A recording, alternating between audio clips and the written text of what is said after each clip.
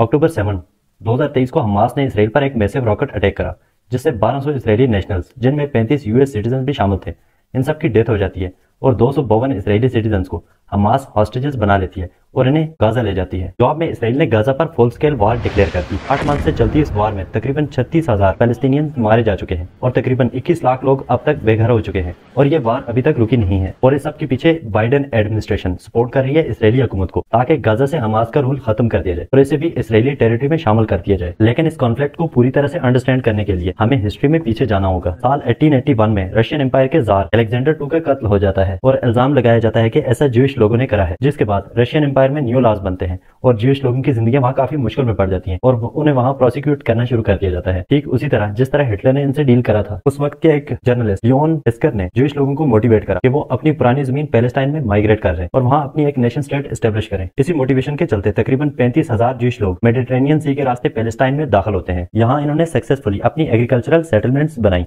इसके साथ ही इन लोगों को यहाँ बदलते क्लाइमेट का चैलेंज भी था, जैसा कि कई लोगों को मलेरिया जैसी बीमारियों का सामना करना पड़ा। स्विस कैनाल ब्रिटिशर्स को मेडिटेरेनियन सी से होते हुए रेड सी और इंडियन सी तक एक्सेस दे देती है और इस तरह इंडिया और मिडिल ईस्ट में अपने कॉलोनियल इंटरेस्ट को प्रोटेक्ट करने के लिए बहुत इंपॉर्टेंट थी। वर्ल्ड वार 1 में ऑटोमन एम्पायर साथ दे रही थी सेंट्रल पावर्स का। अगर ब्रिटेन पैलेस्टाइन को ऑटोमन एम्पायर से अलग करके वहाँ एक ज्यूइश स्टेट बनाने में कामयाब हो जाता है तो मिडिल ईस्ट में अपना इन्फ्लुएंस बनाने के साथ साथ ऑटोमन्स और जर्मन्स को काउंटर करना इंतहाई आसान हो जाता है और यही करा ब्रिटेन ने और एक डिक्लेरेशन करा नवंबर 2 साल 1917 में। इस एक तीर से ब्रिटेन ने 2 निशाने लगाए। एक ये कि अरब्स को ऑटोमन एम्पायर के खिलाफ बगावत करने के लिए मोटिवेट करा कि देखो तुम पर तुर्क हुकूमत कर रहे हैं, और दूसरा ज्यूज के साथ यह वादा किया कि पैलेस्टाइन को ऑटोमन एम्पायर से अलग करके यहाँ एक ज्यूइश स्टेट एस्टेब्लिश की जाएगी। ज्यूइश कम्युनिटी ने इस डिक्लेरेशन को वेलकम करा, जबकि अरब्स ने इसे अपोज करा क्योंकि वह समझते थे कि इससे मैसिव पॉपुलेशन डिस्प्लेसमेंट होगा और इनके पॉलिटिकल राइट्स को नुकसान भी पहुंचेगा। साल 1920 में लीग ऑफ नेशंस ने ब्रिटेन को यह मैंडेट दिया कि वो पैलेस्टाइन में 2 स्टेट्स बनाए, एक इसराइल और दूसरी पैलेस्टीनियन स्टेट। इसे अक्सर 2 स्टेट सोल्यूशन के नाम से भी जाना जाता है। 1921 में और फिर 1936-39 तक अरब्स ने 2 स्टेट सोल्यूशन को अपोज किया और इस फैसले के खिलाफ सख्त प्रोटेस्ट किए। 1939 से 1945 कह रहा वर्ल्ड वार 2 कह रहा है और इस दौरान नाजी जर्मनी ने होलोकास्ट करा और 6 मिलियन ज्यूज का कत्ल कर दिया।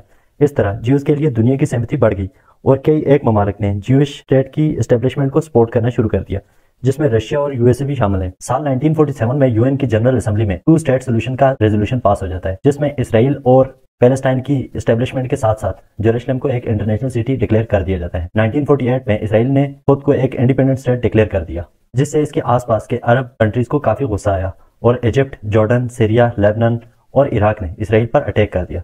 इसे फर्स्ट अरब इसराइल वार के नाम से जाना जाता है। अरब्स ये जंग हार गए। ये बहुत ही हैरान कुन बात थी कि एक ही दिन के बने छोटे से मुल्क ने कैसे 5 बड़े कंट्रीज को शिकस्त दे दी। 1949 में पीस एग्रीमेंट साइन किए जाते हैं और इस वार के बाद इसराइल ने ब्रिटिश मैंडेट का तकरीबन 78% एरिया अपने कब्जे में ले लिया था और तकरीबन 7 लाख अरब बेघर हो चुके।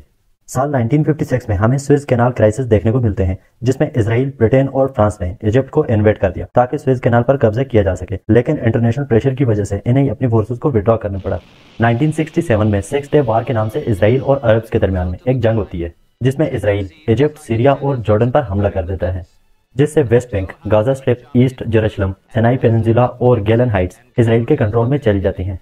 लेकिन यूएन रेजोल्यूशन 242 के अंडर इसराइल इन टेरिटरीज से विड्रॉ कर देता है। अब इसराइल ने ऑक्युपाइड टेरिटरीज में ज्यूज लोगों को आबाद करना शुरू कर दिया। इसके रिस्पांस में इजिप्ट और सीरिया ने इसराइल पर एक सरप्राइज अटैक करा, जिससे दोनों तरफ भारी नुकसान हुआ। 1978 में यूएसए इजिप्ट और इसराइल के दरमियान कॉम डेवर्ड अकॉर्ड के नाम से एक पीस ट्रीटी करवाता है। इसके बाद इसराइल सिनाई पेनिनसुला से अपनी फोर्सेस को विड्रॉ कर देता है। इसराइली मिलिट्री ऑक्यूपेशन और कॉलोनाइजेशन की वजह से पैलेस्टीनियन लोगों की इकोनॉमिक और पॉलिटिकल कंडीशंस बद से बदतर हो चुकी थी। दिसंबर 1987 में गाजा के जबैलिया रेफ्यूजी कैंप में एक इसराइली ट्रक ने 4 पैलेस्टीनियन लोगों को कत्ल कर दिया, जिसके बाद गाजा में इसराइल के खिलाफ शदीद प्रोटेस्ट हुए। लोगों ने इसराइल के खिलाफ सिविल डिसोबीडियंस शुरू कर दिया और इसराइली मिलिट्री पर गोरिल्ला अटैक्स करना शुरू कर दिए। इसराइल ने इस सब को वायलेंटली रिस्पॉन्ड करा, कर्फ्यूज लगाए, लोगों को अरेस्ट करना शुरू कर दिया, गर्ज के फुल मिलिट्री फोर्स का इस्तेमाल किया। इसराइल की इस ब्रुटलिटी को देखते हुए इंटरनेशनल कम्युनिटी ने इसराइल को कंडेम किया। पैलेस्टीनियन लिबरेशन आर्मी पीएलओ के हेड यासर अरफात और इसराइल के प्राइम मिनिस्टर रेबन के दरमियान ओस्लो अकॉर्ड के नाम से एक पीस ट्रीटी हुई और इस ट्रीटी को मेडिएट करा उस वक्त के यूएस प्रेसिडेंट बिल क्लिंटन ने। 2000 से पहले गाजा पर फतेह का कंट्रोल था, लेकिन 2006 के इलेक्शन में एंट्री हुई हमास की और वो ये इलेक्शन जीत चुके। हमास के लोग गाजा की पब्लिक को मिसगाइड करते हैं कि देखो फतेह इसराइल के साथ कंप्रोमाइज कर रही है, लिहाजा आप हमें सपोर्ट करो, हम इसराइल से लड़ेंगे और अपनी जमीन इनसे वापस लेंगे। इस तरह से हमास गाजा को ओवरटेक कर देती है। इसराइल और इजिप्ट गाजा को दोनों तरफ से सीज कर देते हैं क्योंकि वो हमास को एक टेररिस्ट ऑर्गेनाइजेशन समझते हैं। 2008 में हमास इसराइल पर रॉकेट से हमला कर देती है, जिससे इसराइल का तो कोई नुकसान न हुआ। इसराइल ने जवाबी हमले में गाजा का काफी नुकसान कर दिया और काफी सारी टेरिटरी भी ऑक्यूपाई कर ली। आज भी हमास के इसराइल पर बेबुनियाद हमले के रिस्पांस में हजारों लोगों की जानें चली गई और लाखों लोगों को अपने घर बार छोड़ने पड़े। सिर्फ यही नहीं, बल्कि इसराइल ने गाजा की काफी सारी जमीन पर कब्जा भी कर लिया। साल 2012 में हमास ने एक बार फिर इसराइल पर रॉकेट से अटैक करा। इसराइल ने फुल मिलिट्री फोर्स से रिस्पॉन्ड करा। ये जंग 2 साल तक जारी रही और 2014 में इंटरनेशनल कम्युनिटी के दबाव में आकर इसराइल ने अटैक्स बंद कर दिए। साल 2018-19 में गाजा के लोग इसराइल के बॉर्डर पर प्रोटेस्ट करते रहे और माइनर टेंशंस चलती रहीं। साल 2021 में अल-अक्सा मस्जिद में इजरायली पुलिस ने वायलेंट ऑपरेशंस करे। रिस्पांस में हमास ने इसराइल पर रॉकेट अटैक करे और ये कॉन्फ्लिक्ट बराबर 11 दिन के बाद खत्म हो गया। और अब रिसेंटली हमास ने 5000 रॉकेट्स इसराइल पर दाग दिए। रिस्पांस में इसराइल ने फुल स्केल वार शुरू कर दी, जिससे 40,000 पैलेस्टीनियन की डेथ हो चुकी है। दोस्तों, United states, European union, Canada, Australia जैसे कंट्रीज इसराइल को सपोर्ट कर रहे हैं। दूसरी तरफ कुछ अरब स्टेट्स और टर्की नॉमिनल सपोर्ट कर रहे हैं पैलेस्टीनियन को, जबकि ईरान और रशिया पैलेस्टाइन के एक्टिव सपोर्टर्स हैं। दोस्तों, कमेंट सेक्शन में हमें बताएं पैलेस्टीन इसराइल कॉन्फ्लिक्ट का असल जिम्मेदार कौन है और इसका सोल्यूशन क्या हो सकता है।